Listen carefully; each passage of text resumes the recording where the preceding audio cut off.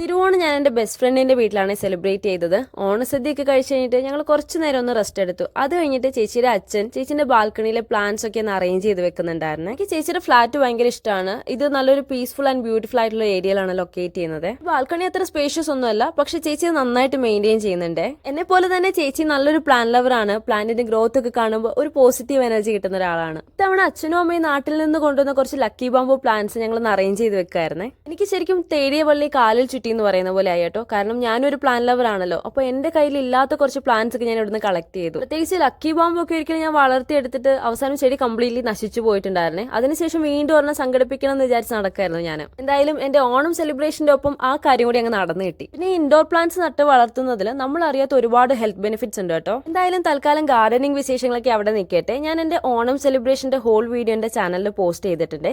കണ്ടിട്ടില്ലാത്തവരൊന്ന് കാണുക. നിങ്ങളുടെ തോട്ട്സും ഷെയർ ചെയ്യാൻ മറക്കണ്ട കേട്ടോ.